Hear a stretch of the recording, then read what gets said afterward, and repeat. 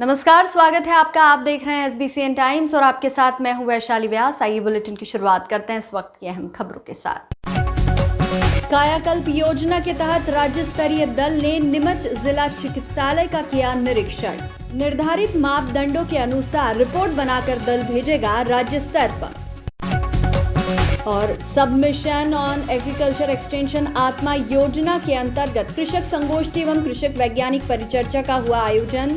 किसान कल्याण तथा कृषि विकास से संबंधित योजनाओं एवं उन्नत बीज से उन्नत खेती के संदर्भ में दी गई जानकारी।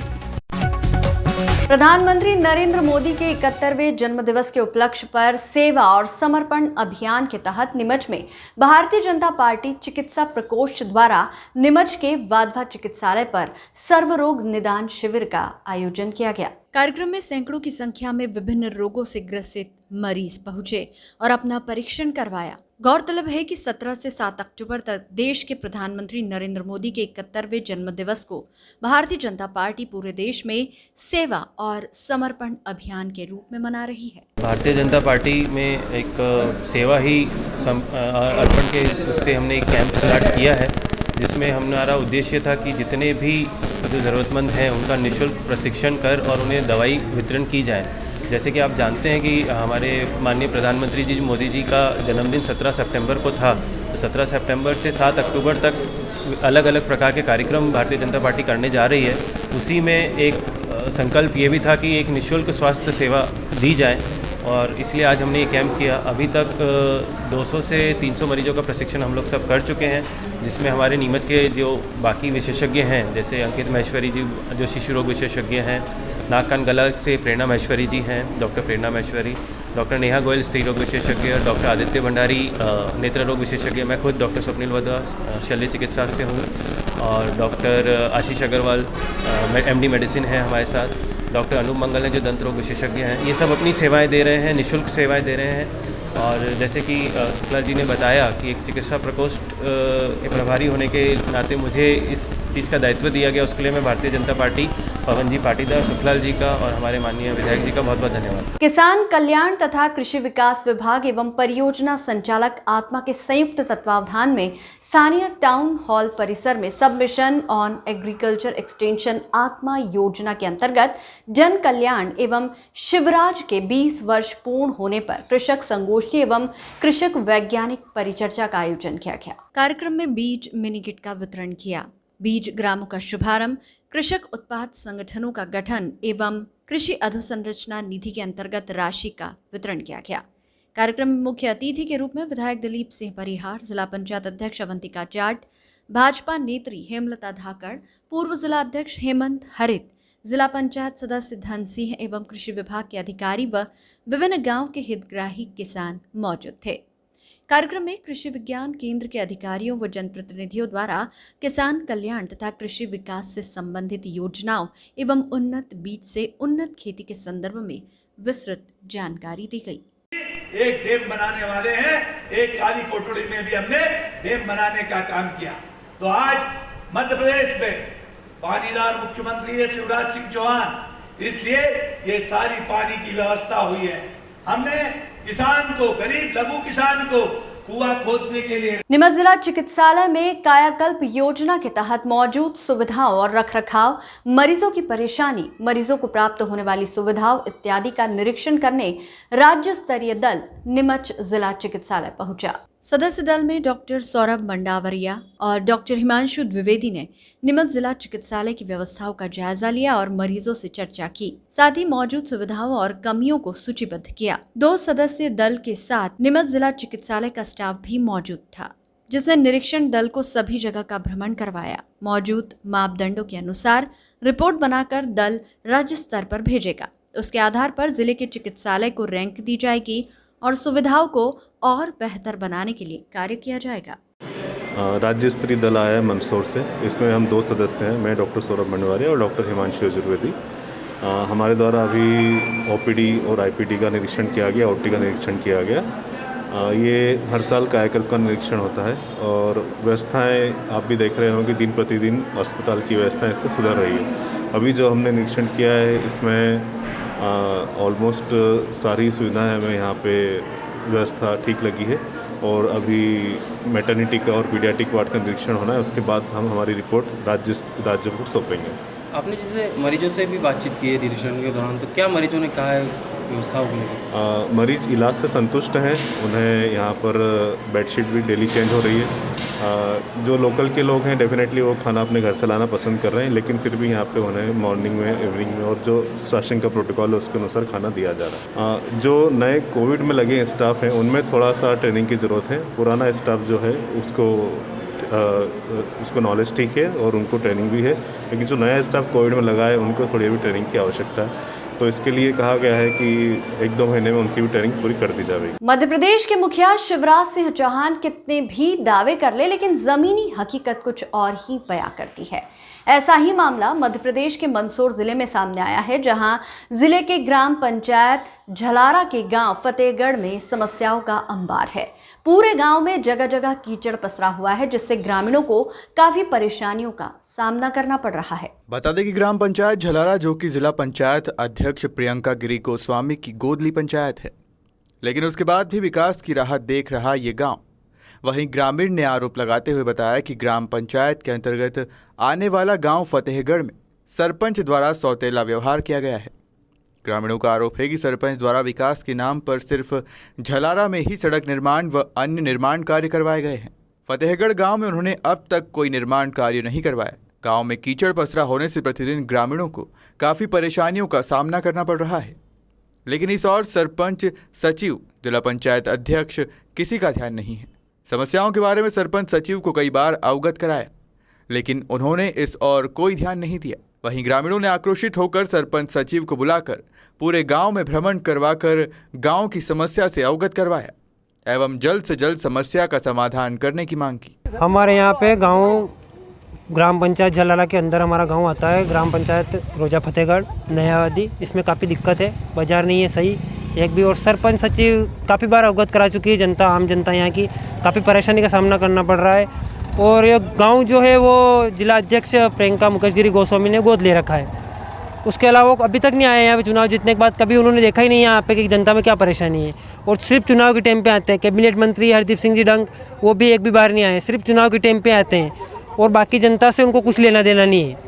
और जनता काफ़ी परेशान है, उनसे भी गुहार लगा चुके हैं, वो कभी देखने नहीं आते हैं। सीसी रोड नहीं है, एक भी पीएम आवास नहीं है, और सरपंच यहाँ पर 10 दिन में एक बार भी नहीं आता है, और काफ़ी दिनों से फ़ोन लगा रहे हैं जब आज आया है, और यहाँ पर कोई सुविधा नहीं है। मांगे यही है गांव वाले की कि यहाँ पर सीसी रोड बनाए जाए, अच्छी व्यवस्था हो जाए, स्ट्रीट लाइटें लगाए जाएँ, लेकिन सचिव और सरपंच बोल रहे हैं कि पैसे नहीं है, टीएस पास नहीं हो रही। 8 साल में टीएस पास नहीं हुई, तो क्या हुआ क्या है गाँव में? हमारे गाँव में 1 रुपये का विकास नहीं हुआ है।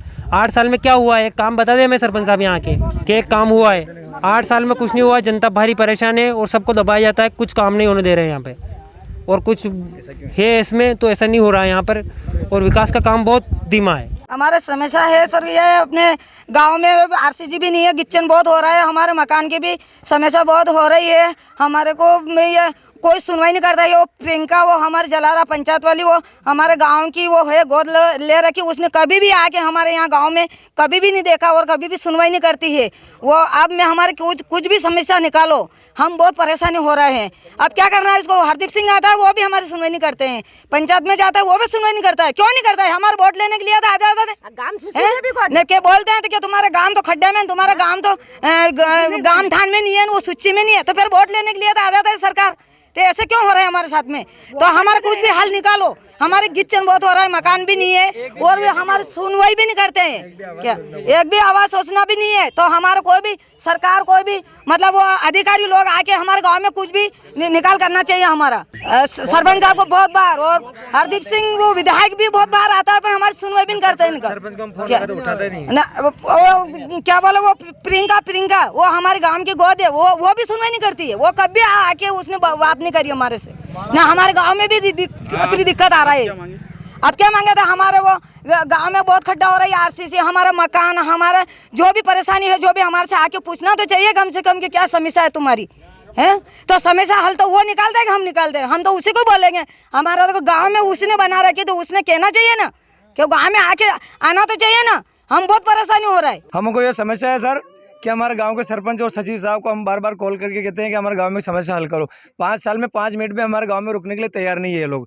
और आज दिन तक हमारे गांव में ना तो सीसी रोड बना है। सीसी रोड बना तो ऐसा बना जो उसमें धूल मिट्टी और रेत डाल दी और 2 महीने के अंदर सीसी टूट गई। उसके बाद में फिर हम लोगों ने इनको कॉल करके बार बार बुलाते हैं, ना पानी की व्यवस्था, ना टंकी की व्यवस्था है और ना बाजार की नाली बनी हुई है। खेल मैदान में इतनी बड़ी बड़ी फूफाड़ी उगी हुई है, आज दिन तक ठीक नहीं करा इन्होंने। और क्या करें हम बार बार कह के इनको अवगत कहाँ करा। सरपंच तक हम पहुंचे, हमारी सरपंच साहब से कह देते हैं, हम सचिव से कह देते हैं और क्या कहते हैं।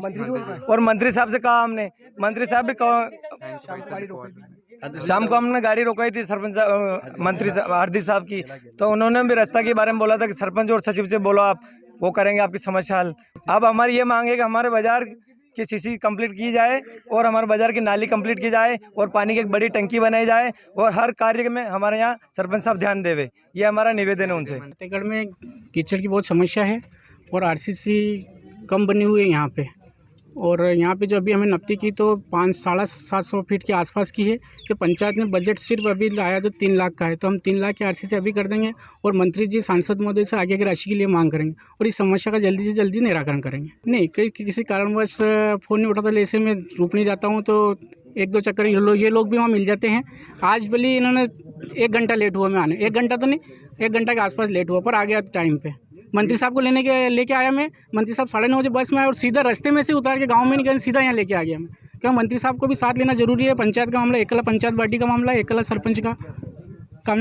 मंत्री साहब रहेंगे तो दोनों चीज़ में ठीक रहेगा हमारा काम करने में। नहीं ये बात तो है, तो बाकी उधर हो गया विकास। इस जो राशि बची सभी राशि अपन इस फतेहगढ़ में लगाएंगे। अब बुलेटिन में यहाँ रुकेंगे एक छोटे से ब्रेक के लिए, आप बने रहिए हमारे साथ।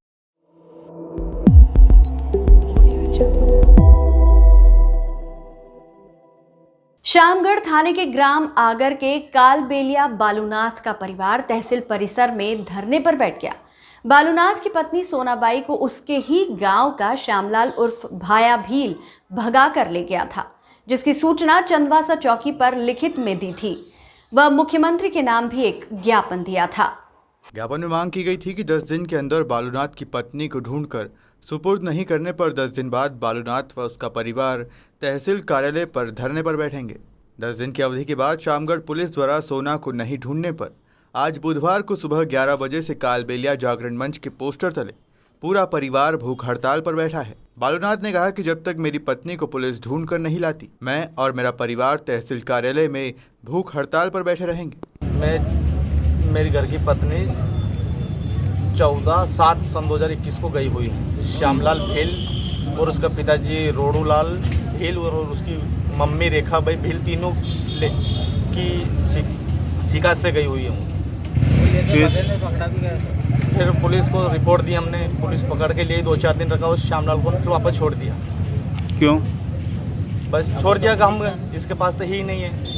फिर हाँ हम कर रहे हैं, सूचना मिल जाएगा 2-4 दिन में। 2-4 दिन करते करते 2 महीने से ऊपर दिन हो चुके हैं। अभी 2 महीने से आश्वासन नहीं दे रहे और कुछ भी नहीं। थाने से बस आश्वासन मिल रहा है आपको? थाने से आश्वासन नहीं मिल रहा? कुछ भी नहीं मिला, श्यामगढ़ से भी नहीं मिला, ना चंदवासा चौकी से मिला है। फिर आज क्या कर रहे हो आप? आज बाल बच्ची और सभी हम रोटी खा के भी ना भूख के आए हैं घर से।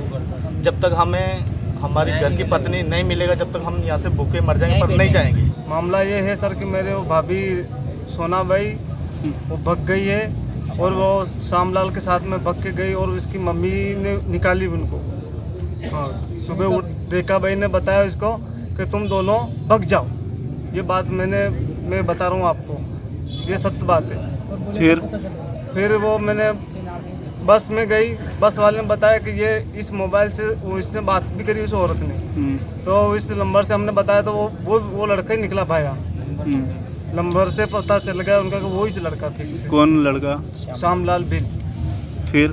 फिर हम एक वो लड़के को लोकेश नाम है उनका, हथई का रहने वाला, उसको वहाँ छोड़ के आया बोलिया। फिर उसके बाद में हम आगे गए तो सीसी कैमरे में भी दिख रहा है वो दोनों भाया ने वो रेखा वो मेरे भाभी दोनों। तो उनके बाद में हमारे पुलिस कुछ भी सहयोग नहीं कर रही सर। उनको पकड़ के 2-4 दिन रखा, मैं फिर कह दिया मैं पकड़ के लाऊंगा बेटा, कहीं शिकायत मत करना, ऐसे बता रहा पुलिस वाला। फिर आज हम चाहे मर भी जाएंगे भूखे तो यहाँ से उठ के नहीं जाएंगे, जब तक इसके बाद का न्याय नहीं मिलेगा, जब तक हम लोग उठेंगे नहीं सर। मंदसौर जिला मुख्यालय से 10 किलोमीटर दूर गांव डिगांव माली के प्राथमिक विद्यालय के शिक्षक ने स्कूल में ऐसा नवाचार किया कि अब बच्चों को विद्यालय इतना रास आ रहा है कि वे कोविड के बाद खुली इस प्राथमिक शाला में खुशी खुशी पढ़ने जा रहे हैं।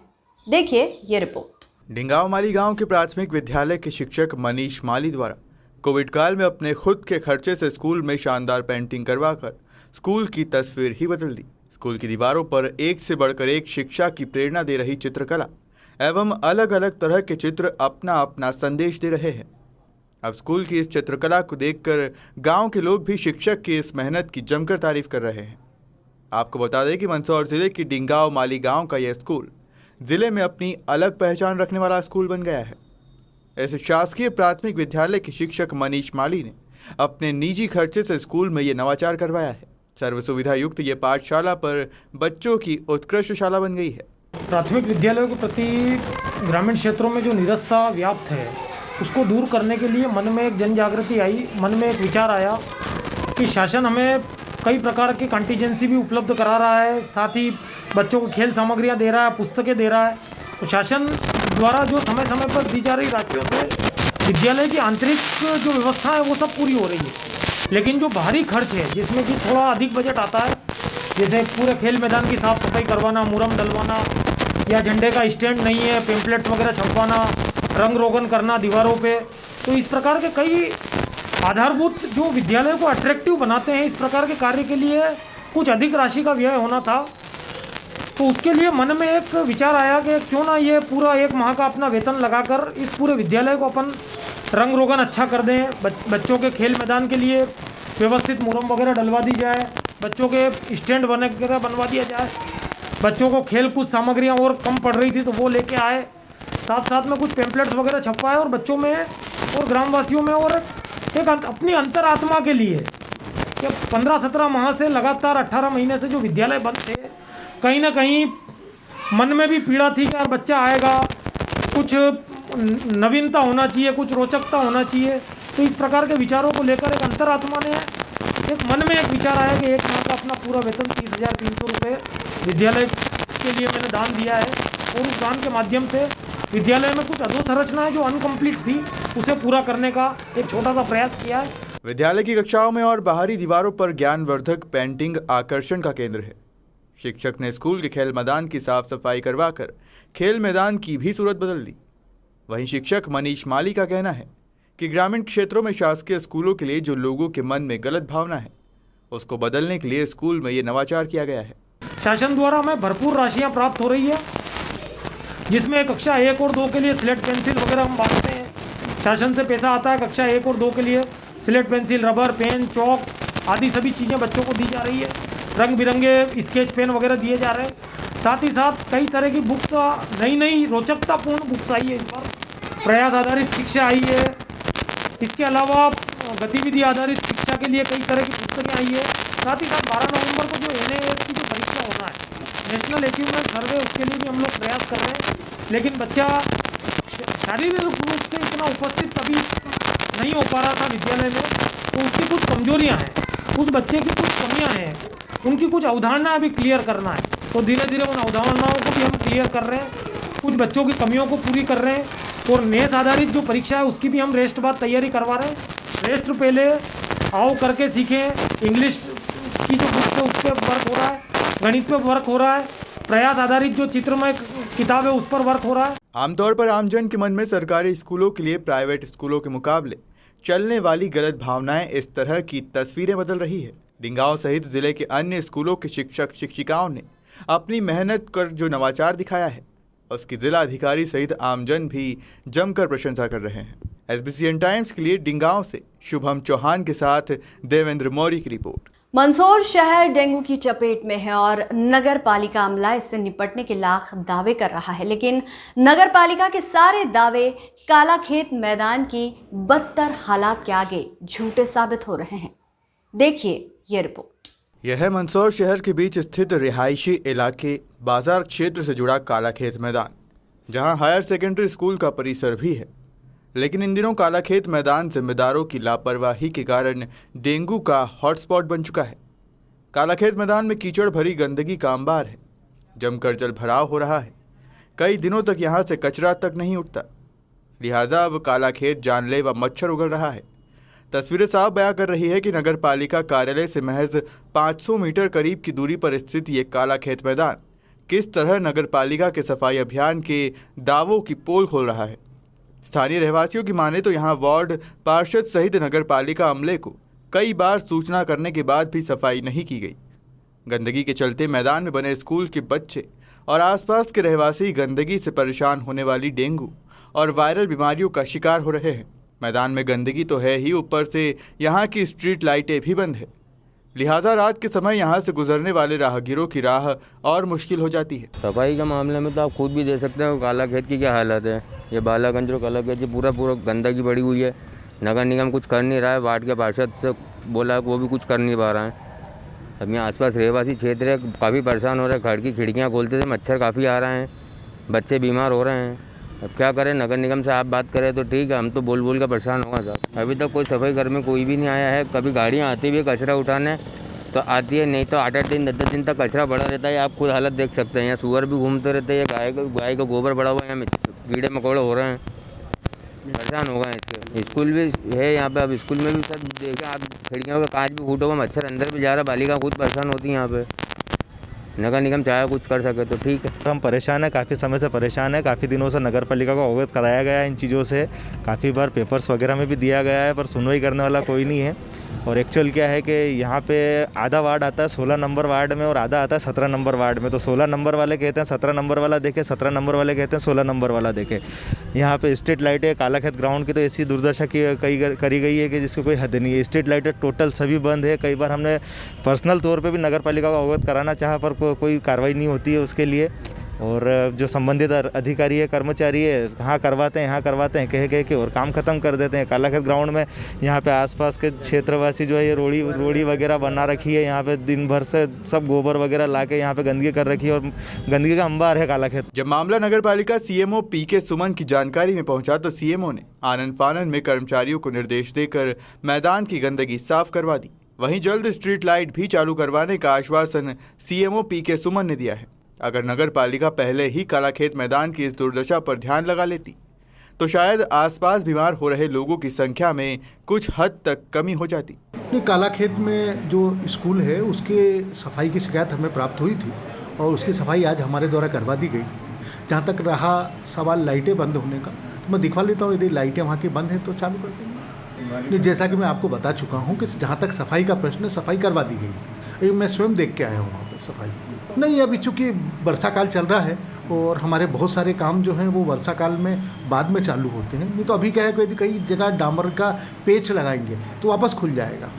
तो बारिश थोड़ा सा रुक जाए, उसके बाद फिर हम लोग इस बुलेटिन में फिलहाल इतना ही। लगातार न्यूज़ अपडेट्स के लिए देखते रहिए SBCN टाइम्स। नमस्कार।